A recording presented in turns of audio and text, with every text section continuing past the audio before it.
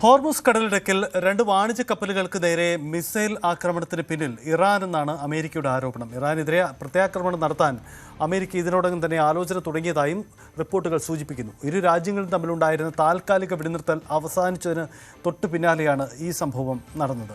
ആഗോള എണ്ണ വിതരണത്തിന്റെ 1/5 കടന്നു പോകുന്ന മേഖലയിലാണ് ആക്രമണമുണ്ടായത്. രഞ്ജിത്ത് രാമചന്ദ്രൻ ചേരുന്നു. രഞ്ജിത്ത്, അടുത്ത റൗണ്ട് ചർച്ച പാകിസ്ഥാൻ ഇസ്ലാമാബാദിൽ നടന്നേക്കുമെന്ന സൂചനകൾ ഉണ്ടായിരുന്നു. ഇതിനിടയിലാണ് വീണ്ടും അക്രമ വാർത്തകൾ വരുന്നത്. എന്താണ് വിശദാംശങ്ങൾ?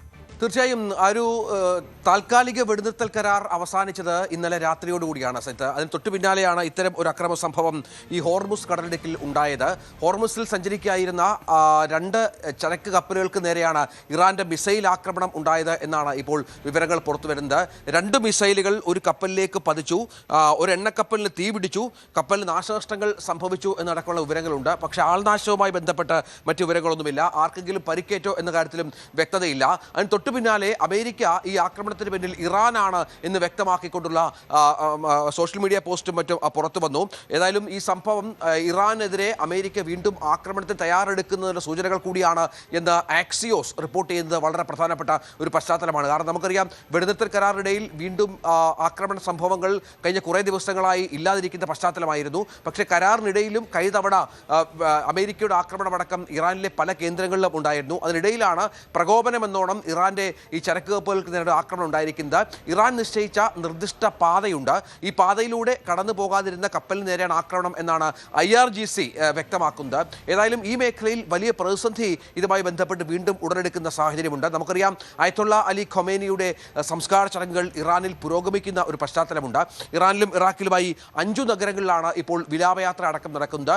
ലക്ഷക്കണക്കിന് ജനങ്ങൾ ഇതിന്റെ ഭാഗമായി പങ്കെടുക്കുന്ന പശ്ചാത്തലമുണ്ട്. ഇതിനിടയിലാണ് ഈ അക്രമ സംഭവങ്ങൾ റിപ്പോർട്ട് ചെയ്യുന്നത്. ഇന്ന് രാവിലെ ട്രംപ് തന്റെ സോഷ്യൽ മീഡിയ പോസ്റ്റിൽ ട്രൂത്ത് സോഷ്യലിലൂടെ അദ്ദേഹം പറഞ്ഞത് ഒന്നുകിൽ കരാർ അല്ല എന്നുണ്ടെങ്കിൽ ആക്രമണം എന്ന രീതിയിൽ ചില പ്രതികരണങ്ങളും മറ്റും നടത്തിയ ഒരു പശ്ചാത്തലമുണ്ടായിരുന്നു. ഇത് ഇറാനെ പ്രകോപിപ്പിച്ചോ എന്ന കാര്യത്തിലാണ് ഇപ്പോൾ സംശയം ഉടലെടുത്തിരിക്കുന്നത്. ഏതായാലും ഏത് രാജ്യത്തിന്റെ കപ്പലാണ് എന്ന കാര്യത്തിൽ ഇപ്പോൾ നമുക്കൊരു വ്യക്തത ഉണ്ടായിട്ടില്ല എന്നാണ് ഏറ്റവും പ്രധാനപ്പെട്ട ഒന്ന്. ഒമാനിലെ ലിബയ്ക്ക് സമീപം തെക്കോട്ട് സഞ്ചരിക്കായിരുന്ന കപ്പലിന്റെ ഇടതുവശത്താണ് ആഘാതമുണ്ടായത് എന്നാണ് ആഗോള മാരിടൈം ട്രേഡ് ഓപ്പറേഷൻസ് വ്യക്തമാക്കിയിരിക്കുന്നത്. ഏതായാലും ഈ കപ്പലുകൾക്ക് ജാഗ്രത പാലിക്കണം എന്നുള്ള നിർദ്ദേശം മാരിടൈം ഏജൻസിയുടെ ഭാഗത്ത് നിന്ന് ഉണ്ടായിട്ടുണ്ട്. 2 മിസൈലുകളെങ്കിലും ഒരു കപ്പലിൽ പതിച്ചു എന്നാണ് ഇപ്പോൾ ലഭിക്കുന്ന വിവരം. ഇതിൽ ഒരു UK MTA റിപ്പോർട്ട് ചെയ്ത ഒരു എണ്ണക്കപ്പലും മറ്റൊന്ന് ഒരു ചരക്ക് കപ്പലുമാണ് എന്നാണ് ഏറ്റവും പ്രധാനപ്പെട്ട കാര്യം.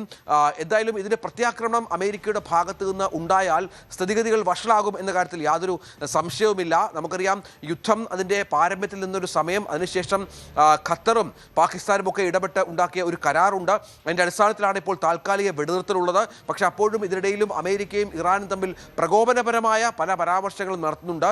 ഇപ്പോൾ ഈ ആക്രമണം കൂടിയാകുമ്പോൾ പശ്ചിമേഷ്യൻ സംഘർഷത്തിലെ മറ്റൊരു സാധ്യതകളിലേക്ക് കൂടിയാണ് ഇപ്പോൾ കാര്യങ്ങൾ കടക്കുന്നത്. സയ്യിദ്, അതാണ് പ്രധാനപ്പെട്ട കാര്യം. എന്തായാലും ഇറാൻ അമേരിക്ക പോരിന് പുതിയൊരു തലമുണ്ടാവുകയാണ്. വീണ്ടും സംഘർഷ സാഹചര്യങ്ങൾ എന്നതാണ് പുതിയതായി പുറത്തുവരുന്ന വാർത്തകൾ.